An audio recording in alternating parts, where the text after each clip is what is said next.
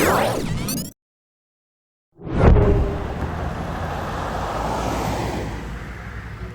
folks, we are on our way to the mountains today. We're actually in the foothills right now. We have stopped here.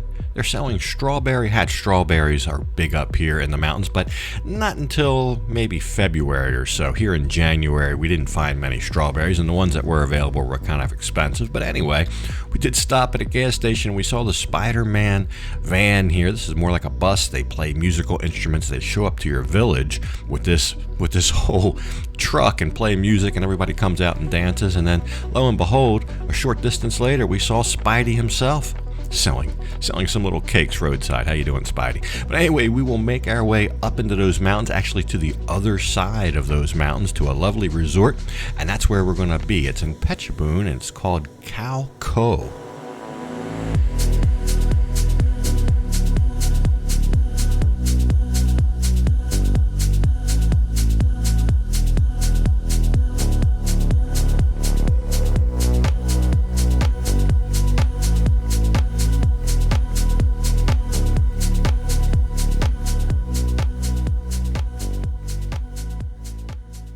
So it feels like it's been a little bit of a long day. It kind of has. We've been on the road since 7 this morning. I guess it's about 2 now.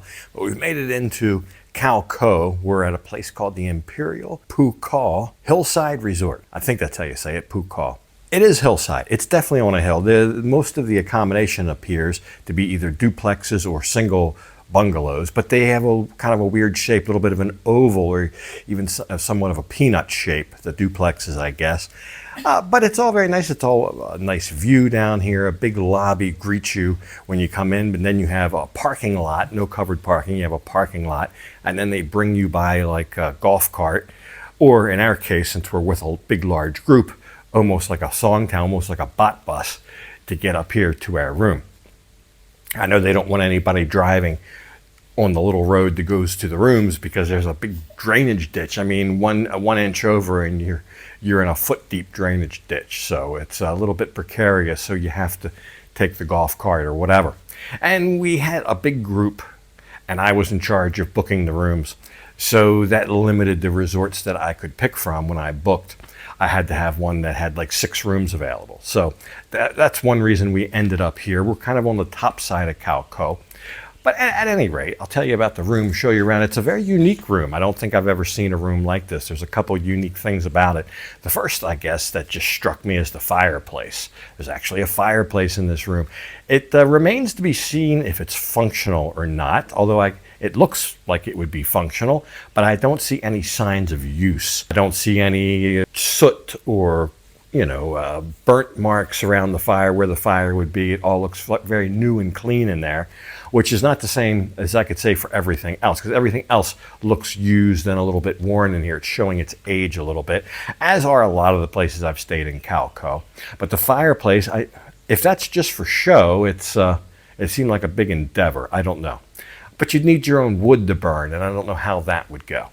But also the room is in 3 tiers. So you walk in, you're on one level, you walk down a couple little steps, about 3 steps, and then you're on the level with the bed and the writing desk, and then you walk down another 3 steps and you're in this lounge where I'm set with a tree trunk here, or at least a section of a tree for a coffee table, and then you walk down a couple more steps and you're on the balcony. So it really is built right into the hill, and your room kind of is different levels, I guess 4 counting the balcony. The bed's big. It's a soft bed. That's good. The washroom, it looks like it has a great big tub when you walk in, but that is also the shower. So you stand in there to take a shower. There's no curtain or anything, but it's big enough. I don't think the rest of the bathroom would get wet. I have tested the Wi-Fi. Wi-Fi was decent enough, 65 down and I think 30 or 35 up. So not too bad there. But like the TV looks a little bit dated. The place looks like it could use some general maintenance. But we're just going to be here for one night up in Khao Ko to look around, relax a little bit. We have a big group, so we'll probably do something this evening. Have a big meal or something, I don't know. The lobby was nice. They do have breakfast that's included with this room. The room price, in case you're curious, I think was $1,700. I think $1,690, something like that, off of Agoda. And we're coming up on a weekend. Tonight's a Thursday night, so not quite into the weekend yet, and it was only a one-nighter. So weekends, I can definitely see it going up, especially this time of year. And the balcony is huge. huge balcony. It looks like it needs to be pressure washed or something. And there is a pool here if we can find it. There's all kind of stuff on this resort. Trampoline. We got to go and take a look around, but we've been on the road all day. It's beautiful. Khao Ko is one of my favorite places to come. And I think it's going to be cold tomorrow morning. So we'll see. I think it's going to be I brought a jacket. It's going to be a cold walk down to the breakfast. There is also extra bedding in our room. So when I made the reservation, one of the parties has 2 children. So maybe they put that in our room thinking it was for the children. I'll have to maybe shuffle that around. But also a very nice sofa here. By rights, one of the kids could have slept on the sofa. And I told my friend that. I said, I think the room's big enough for your two kids. So with that extra bedding, definitely, and plenty of room to lay that out. It's probably a 50 plus square meter room. It's a large room. So, and then there is a refrigerator, there is a coffee station, there's a hair dryer. Seems to be everything you need, although everything just a little bit dated, maybe, like here again, many of the places I've stayed in Khao Ko. So we went out to get something to eat. The food in the resort was a little bit pricey. It doesn't come from the resort. It gets delivered from somewhere off campus. But anyway, I've relaxed in the bed a little while. It's been a long day. And right outside the window, I got a beautiful view from laying in the bed. You can see the trees, the mountains. But I could see somebody bungee jumping. All these adventure park things are extra money. I think it's 300 baht for the bungee jump. And then they've got archery, they've got canoeing, they've got a zip line. They got all kind of stuff. They got rock climbing, they got a rock climbing wall. It is rather adventurous, so I think the adventure park is aptly named. But I marched on down there. If you guys, I'll tell you what, while we're waiting for our noodles to come, I'll show you what that looked like.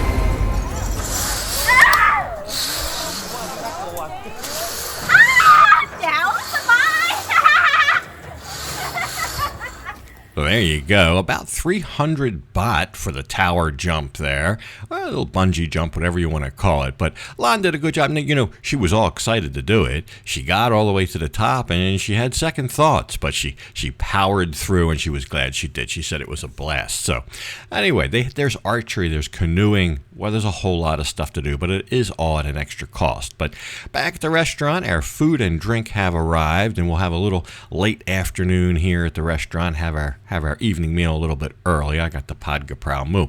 But as the sun set, we decided it would be a good idea to go back to the resort and take our party poolside. They do have a pool that I alluded to earlier, a very nice pool, and a Khao Ko sunset had fallen upon us. Now, as soon as the sun starts to set up here, it gets chilly. Just right away, it starts getting chilly, and some of the guests did decide to brave the cold and go splash around in that pool, but it was a cold pool. If you like a cool pool, come up to Khao Ko. But most of us kind of sat here on the poolside, bundled up. Anyway, after a little evening party there, we decided to go out to one of the biggest, more opulent resorts in town, to a Garden of Lights.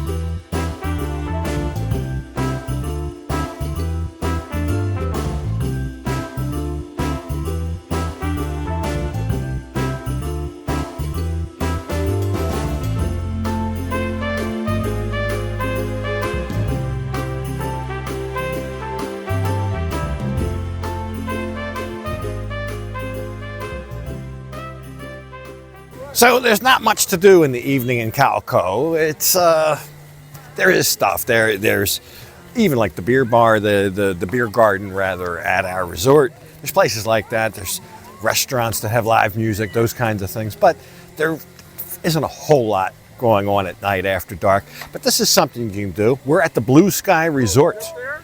The Blue Sky Resort is one of the premier resorts up here. The rooms at this resort, when I went to book, were over 3,000 baht a night, about 33, 34, something like that. It's a top shelf resort, so I'll put it that way. But you don't have to stay at the resort to enjoy this.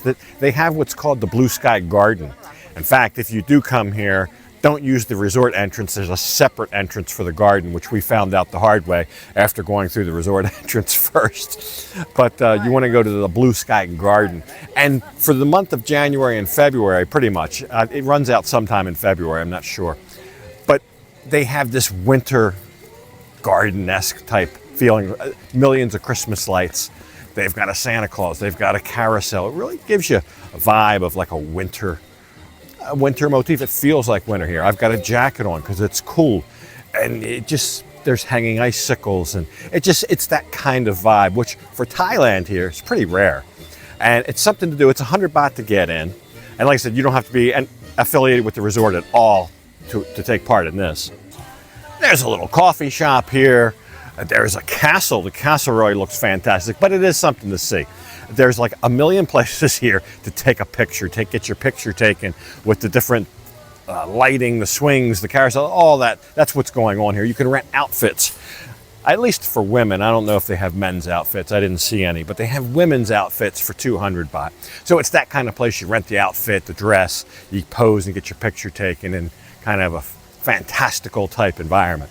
So it is something to do here in Khao Ko, and we had a good time. And we had if you go to the coffee shop, you can use your ticket for a voucher and save 20%. Then they rip it in half. There's my ripped up tickets for our little bubble teas or whatever they were. So keep that in mind. And it's nice. It's just everywhere you look, and with the cool temperatures and all the Christmas lights and the hanging icicles, etc. It feels like a little bit of a winter wonderland here. Anyway, tomorrow's a new day. It's only about 8:30 at night. We're probably going to call it a night. Like I said, there's not a lot to do here in Khao Ko. But we'll see what it's going to be tomorrow. I like the fountains, too. So the carousel was a big hit with the girls. I think an extra 50 baht for the carousel. Yeah, nothing special, but some of the ladies said, hey, we've not seen or ridden a carousel before. If you grew up with something like that, maybe it's not that appealing. But if you've never seen it or had an opportunity to ride, well, that's what happened. But we did have a nice night, and we made our way down to breakfast the following morning. A little bit of a chilly breakfast. People bundled up for breakfast. And with the cold temperatures, with the cooler temperatures, I think it's harder for them to keep the food warm on the breakfast buffet. Now, some things are served cold, but like eggs over, they're supposed to be hot, and it just wasn't working on this day. Now, some of the Thai food was hot, and the rice porridge was hot, so there was things to eat, a nice warm meal, of course, hot cup of coffee, etc. But I found some of the food offerings cold, because if that thing's not working, they go cold in these temperatures. So it was about 18 degrees, I think, when we woke up, 17 or 18. But within just 4 hours, it'll be up to 27, 28, 29 by 11 o'clock. So anyway, still a pretty nice looking breakfast spread there. So we enjoyed that. And I guess no trip to Khao Ko would be complete without a trip to the great big mountain Buddha here. This one kind of portrays the different stages of enlightenment here. I've been here before. This is probably the big tourist attraction here in Khao Ko. Beautiful view. And some of the ladies had not been here before, so very special for them. But since I had been here before, and some of the other men folk, while the ladies enjoyed the temple and the Buddha, we found a nice little hillside cafe to kind of enjoy the shade and a cool, refreshing drink, so we weren't out in the heat walking around, because it did get hot awful quick. But anyway, there's a little trip up to the mountains. I highly recommend it. One of my favorite places to go in Thailand, Khao Ko, in the province of Phetchabun. Hope you enjoyed the episode, but for this one, I'm going to have to go ahead and leave it off right here. And as usual, I'll thank you for watching. And until next time, bye for now.